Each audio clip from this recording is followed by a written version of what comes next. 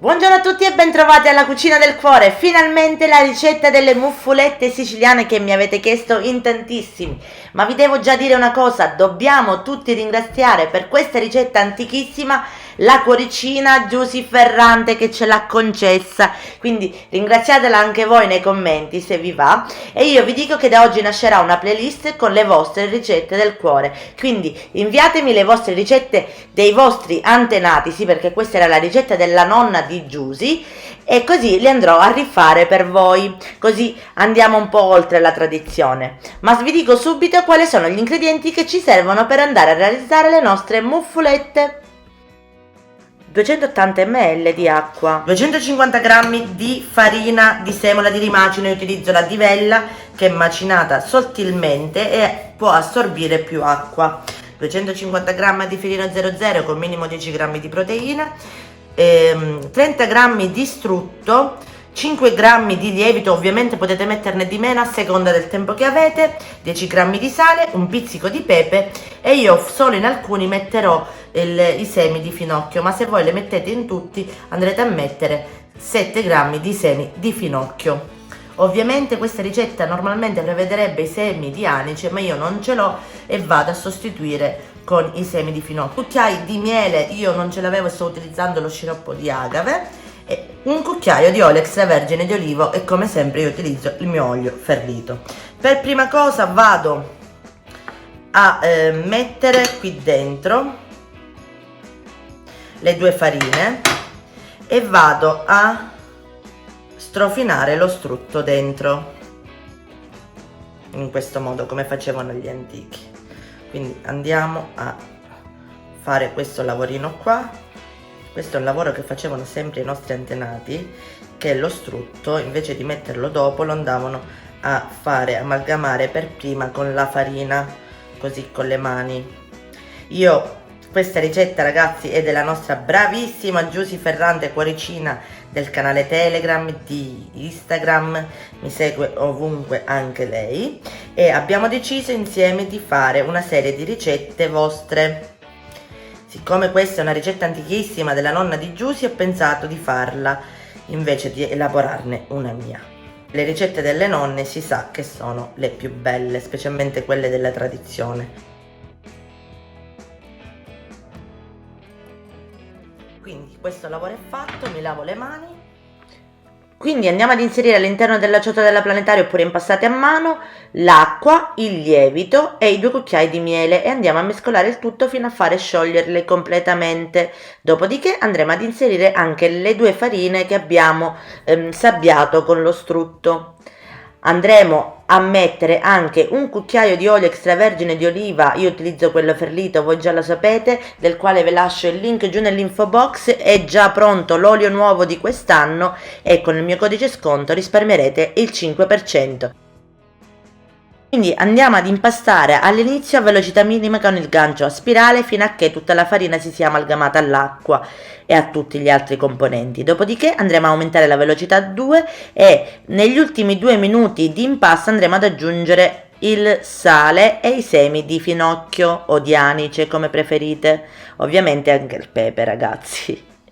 Impasteremo per un totale di 10-12 minuti massimo, non di più, ragazzi, non c'è bisogno.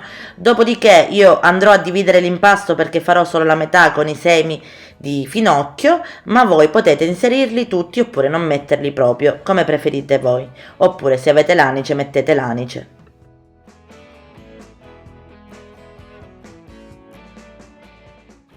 E una volta inseriti pure i semini di finocchio o di anice, andiamo a fare impastare un altro paio di minuti fino a quando i semini non si siano ben incorporati all'impasto. Quindi ci trasferiamo sulla nostra spianatoia, andiamo a mettere un filino d'olio e andiamo ad impastare. Come vedete l'impasto è morbido ma non deve risultare troppo appiccicoso, ragazzi, mi raccomando, deve essere ben modellabile con le mani. Vado a impastare un altro minutino così per dare più forza con le mani e lo vado ad inserire all'interno di una ciotola che ho nella quale ho messo un goccino di olio per oliarla, così ci verrà più facile poi andare ad eliminare l'impasto. Vado a coprire e la vado a mettere a lievitare nel forno Faccio la stessa cosa con l'altro, ragazzi, quello con i semini di finocchio, e li vado a fare lievitare, come vi stavo dicendo, nel forno spento con un pentolino di acqua calda al suo interno. È trascorso il tempo necessario fino a quando l'impasto non ha raddoppiato di volume, lo andremo a riprendere. Come vedete, ben lievitato il mio. Da me ci sono volute solo un'ora perché ho messo un pochino più di lievito, ma se voi volete, ragazzi, mettete meno lievito e aspettate quelle 2 ore.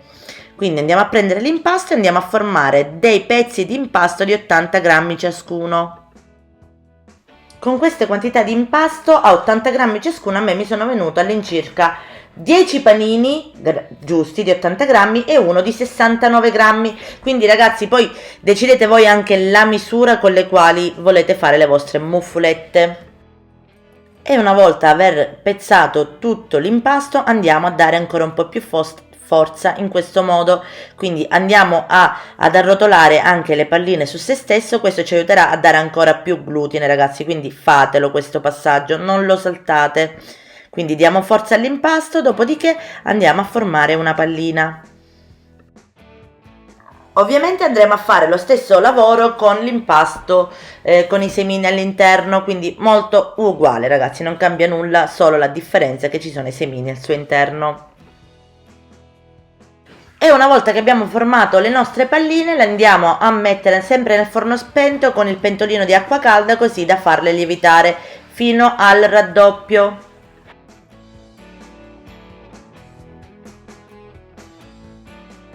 È trascorsa un'oretta, ecco le nostre muffulette ben raddoppiate di volume, quindi andiamola a schiacciare con la mano, tutti così in questo modo come vi sto per mostrare io.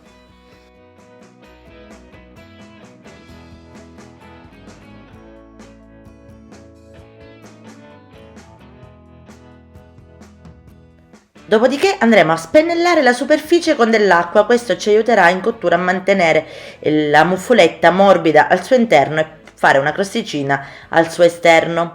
Quindi dopo aver fatto questo passiamo alla finitura.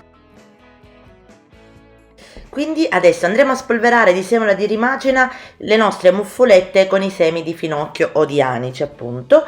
Queste di più le fanno nella zona di Trapani il giorno di San Martino, quindi per assaggiare il vino nuovo. Invece a Palermo per il giorno di Ognissanti, per la festa di Ognissanti, li vanno a fare con i semi di sesamo sopra, che ahimè io non ne avevo, e quindi vi farò del tutto un video dimostrativo. Quindi andate a bagnare la superficie e mettete dei semini sopra. Io metterò quelli di Chia perché mi trovo quelli a casa, ma voi andate a mettere i semini di sesamo oppure niente.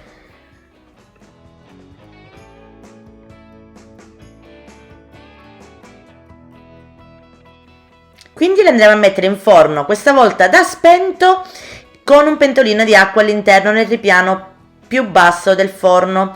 Dopodiché andremo ad accendere il forno a 190 gradi. Guardate che sono belle le nostre muffulette a 100. Mi dispiace per i semini di sesamo, ragazzi, davvero, ma non li ho trovati. Quindi forno statico non preriscaldato, da freddo a 190 gradi per circa 25 minuti nel ripiano più basso del forno. Ovviamente qui vedrete, ciao a tutti, io vi ho salutato perché si vede la mia faccia dallo schermo. Andrò a mettere per prima 15 minuti per vedere la cottura, ma in realtà poi ci sono venuti 25 minuti. Ci vediamo dopo.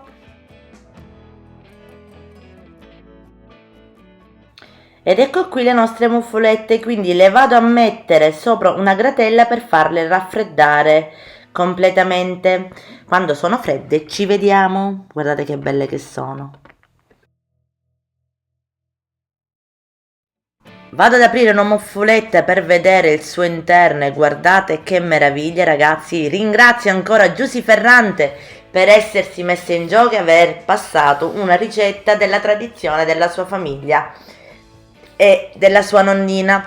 Io le vado a condire con un po' di olio e un po' di pepe, ma in realtà nelle zone di Trapani il giorno di San Martino le condiscono con pomodoro oppure con alici oppure con ricotta fresca e robe del genere. Invece a Palermo il giorno di Ognissanti le vanno a condire con delle alici, del sale, pepe e pomodoro e basta. E io vi ringrazio ancora tutti per aver visto il video fino alla fine. Vi ricordo che tutte le cose che utilizzo le trovate giù nell'info box nel mio shop Amazon online e anche il link dell'olio Ferlito. Vi ringrazio ancora tutti, alla prossima video ricetta dalla cucina del cuore. Ciao!